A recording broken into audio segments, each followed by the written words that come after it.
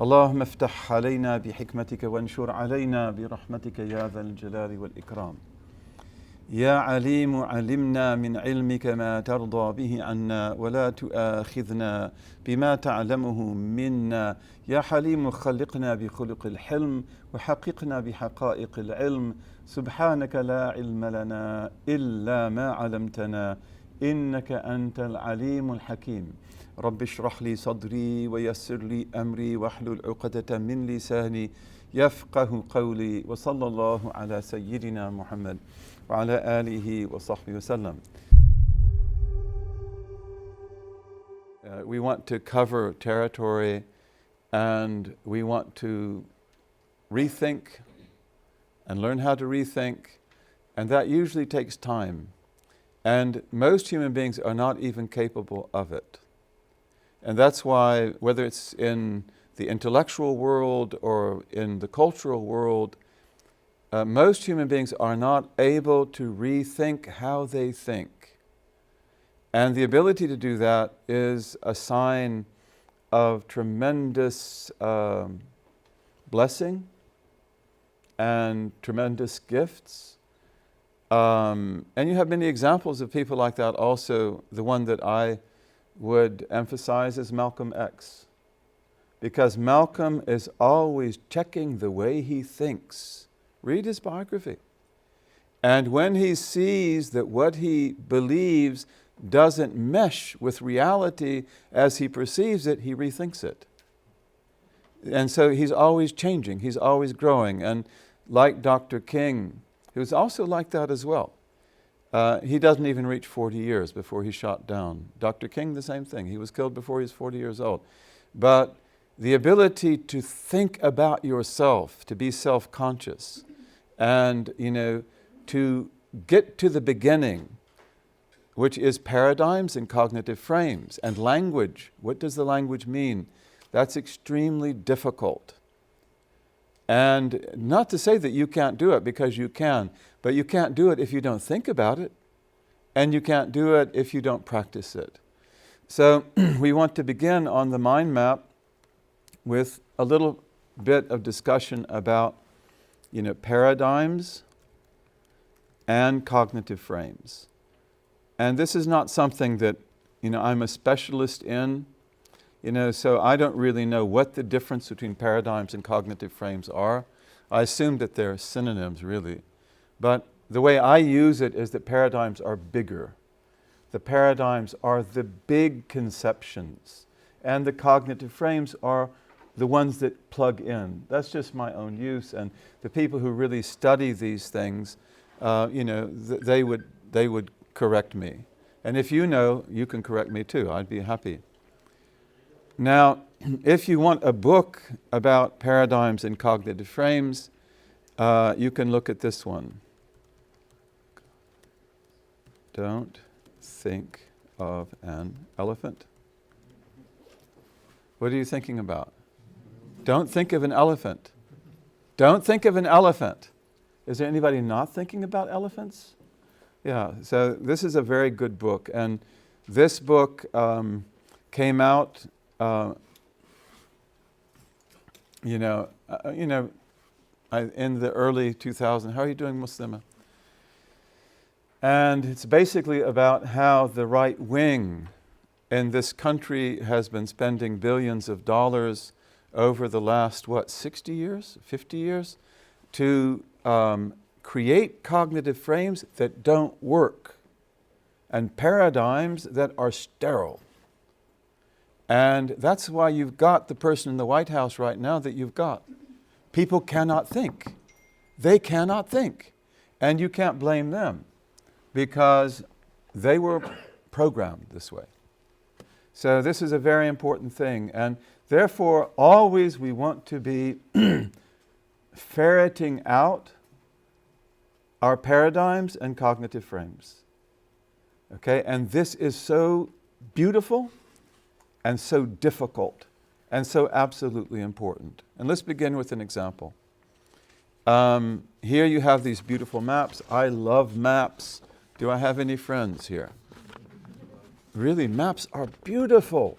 And this is because I'm a historian. I mean, I don't dare say that. No historian would agree. But, I like history. But, we love maps. We love them.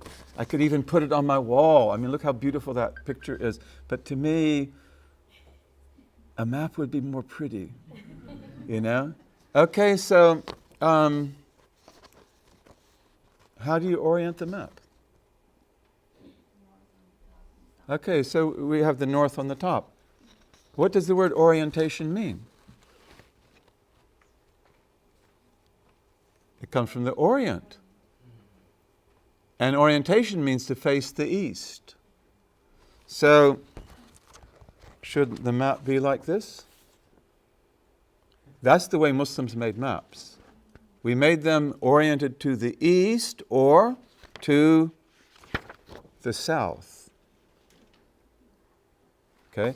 And I'm just saying that because of the fact that these are important issues. Who puts the map like this? The imperial colonialist of Northern Europe, who puts himself, we won't say herself, at the top.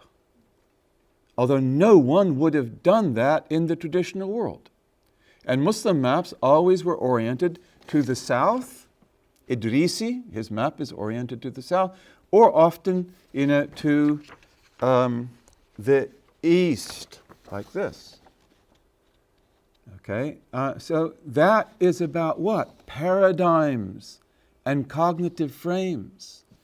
One of the things that we'll see as we finally get to modernism, and we can take our time, I think, and that's the most important thing. We've got lots of time, so we don't have to rush, and you have to be happy. You have to be able to follow. But one of the biggest mistakes of modernism is reductionism. Everything modernist, that's a reductionist generalization if there ever was one, and probably wrong. But as a rule, everything is reductionist. Reductionist, meaning you exclude thousands of things and reduce the matter to one. And therefore, Descartes, for example, will say things are extensions in space. This becomes a foundation of modern science. And then, in conjunction with things which are extensions in space, you have the mind. No one used that word before, not that way. The word mind didn't mean that before. And he will say the mind is res cognitans. It is the cognitive thing. So this is an extension in space, this is an extension in space, this is an extension in space. I don't have to say anything more. And then I have this thing, which is the means of cognition, and the only one we know about, by the way. So this will lead to a horror, which is the horror of modern science, and they know it. And that horror is a particular type of dualism. And what do we call it? What is your name again? Trent. Trent. If you want to volunteer, you can, but I'm not going to call on you. I might call on you, so you better start thinking. I'll get you. Nur. What is that dualism? Mind and matter, Cartesian dualism. Cartesian dualism. A Cartesian is not a reference to wells. There are Cartesian wells. No, wait, are there Cartesian wells? We call them something else, don't we? I make lots of mistakes. I get words confused. My wife laughs at me all the time. Just like our wonderful President Bush, who talked about, what was it? Nuclear weapons. Nuclear. I mean, we're a nuclear power. But I make mistakes like that too, so my wife laughs at me all the time. But Cartesian dualism is actually the main thing we want to talk about. But we'll take time to get there. And Cartesian is a reference to Descartes. René Descartes, who, was he a great man? Yes. Was he a good man? Yes.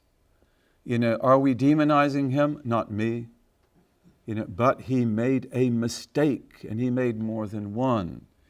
And the mistake of the scholar, male or female, is a disaster for the world. And we say, Zallatul alim, Zallatul alam, Zallatul alim, or al-alima, Zallatul alam. The trip up of the scholar makes the whole world stumble. And that's why you've got to get it right. Aristotle, and we're taught in our secular universities to slander Aristotle. That's Aristotelian logic. Give me some. Give me all the Aristotelian logic. It works. But you've got to have metaphysics. You undercut metaphysics, okay, Aristotelian logic doesn't work anymore. You can't distribute the middle term. But Aristotle is one of the greatest human minds who ever lived. And Plato's greater. And the great thinkers of India are even greater. The great Brahmins, really, that's the truth. Their logic is out of this world. Okay?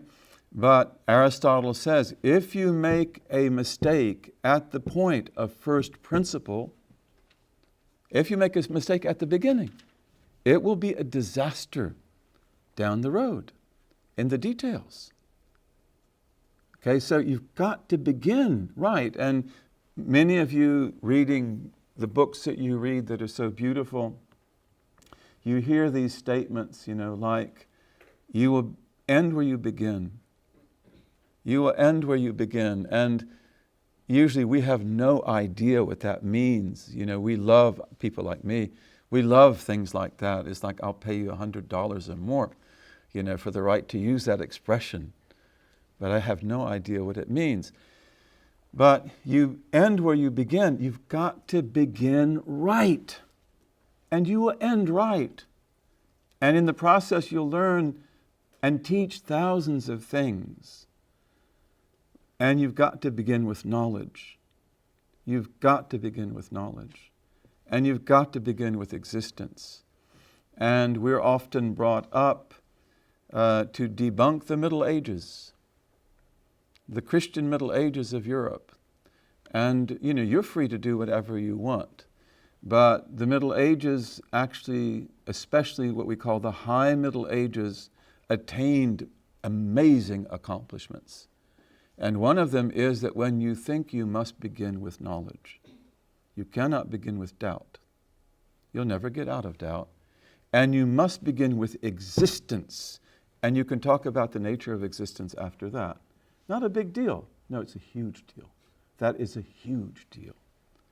So this is all first principles. And you have a special gift that enables you to grasp and to grapple with first principles. What is that gift? Your intellect, your aql, your intellect.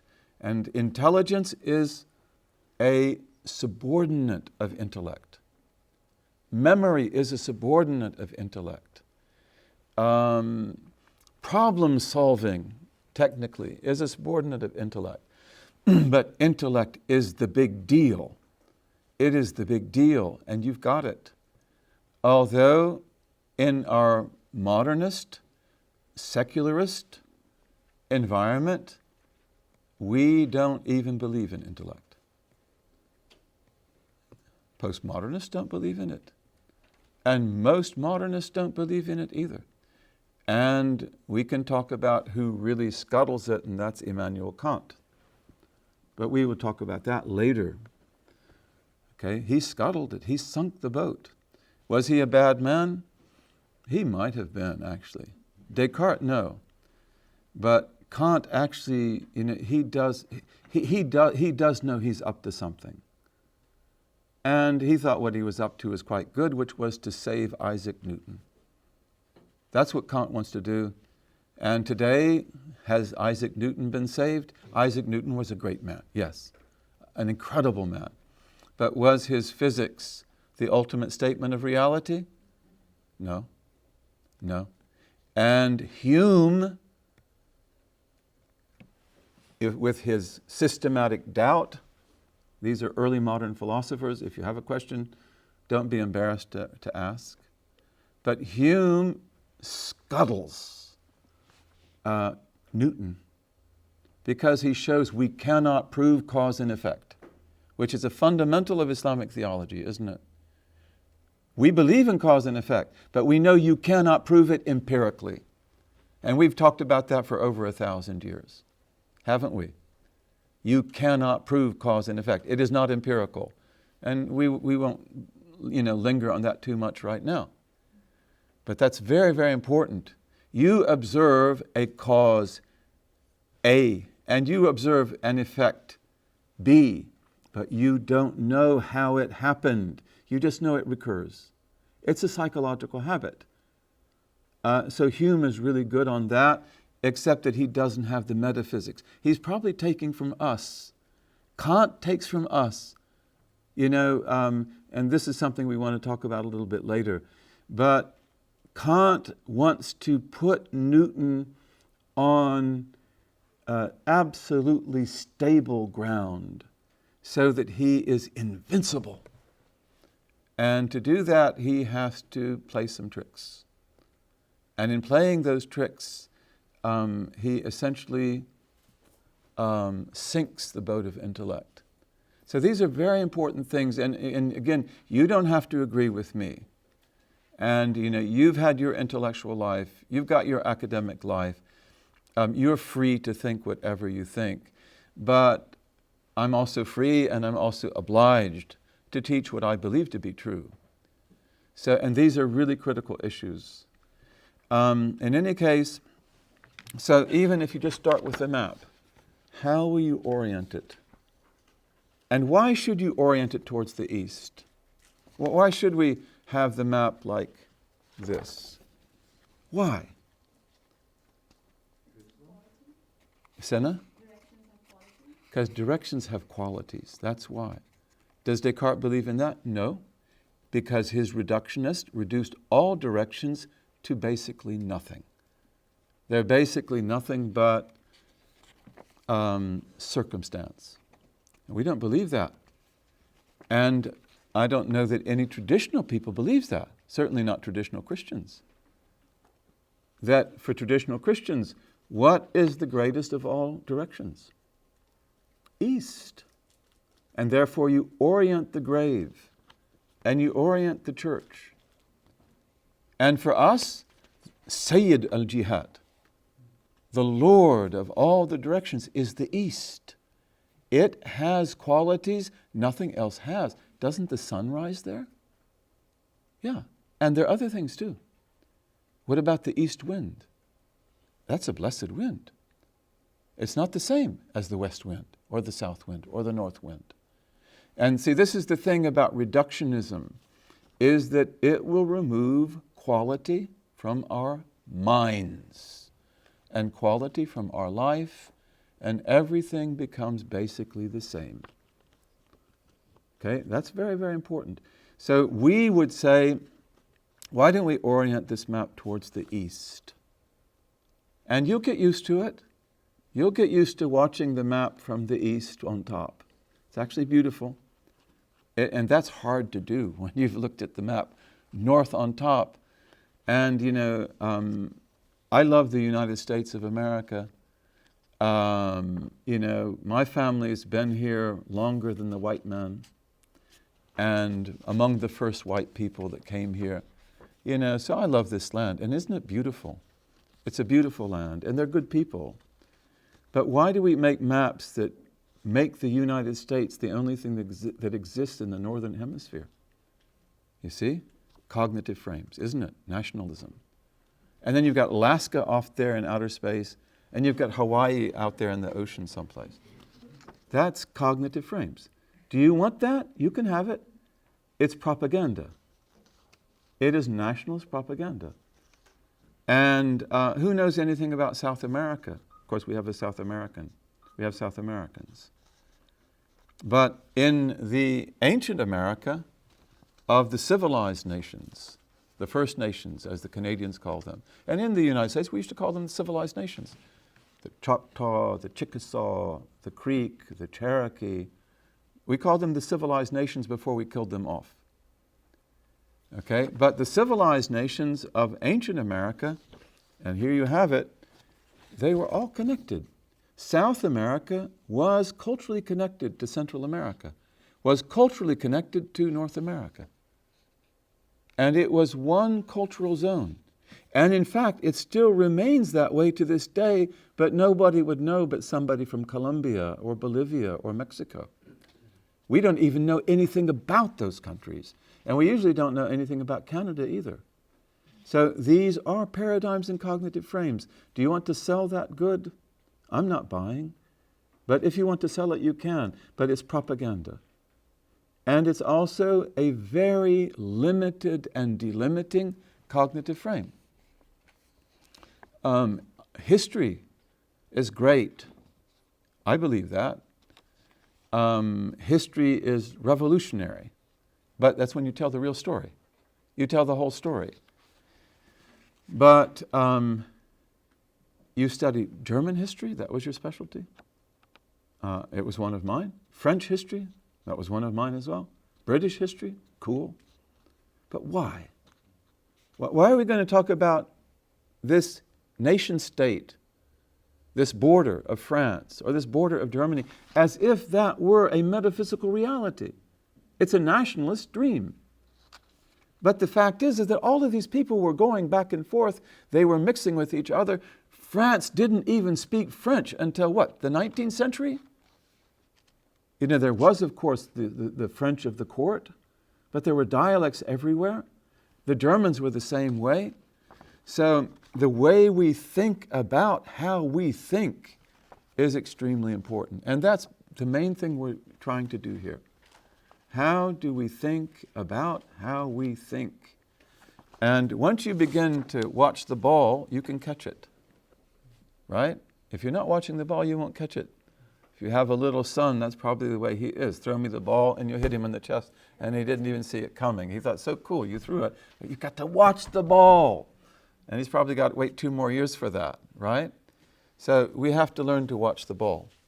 And inshallah, we'll do that. So we're going probably too slow. Occidentalism. That's the next thing up there. Are there any Occidentalists here? Why not? Don't we have Orientalists? So why shouldn't we have Occidentalists? And we need them desperately. Not just we, the Muslims, need them, but the West needs them as well. You need to know who you are. You need to know where you come from. You need to know how you got there. You need to know, the background. So, what we're going to talk about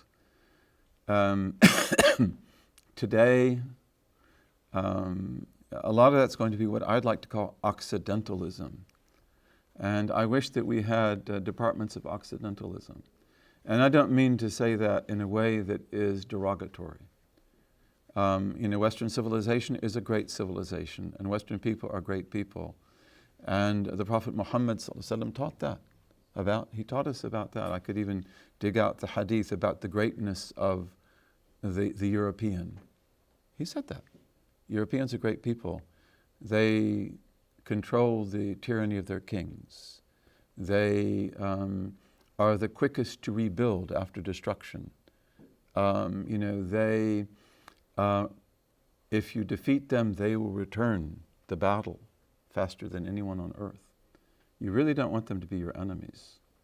They're not a placable enemy, very dangerous enemy. And he told us many things. And he said at the end of time, they'll be most of the people. And that is really where we are right now, because we're all dressed like Europeans. We're all speaking their language. And I have no issue with that.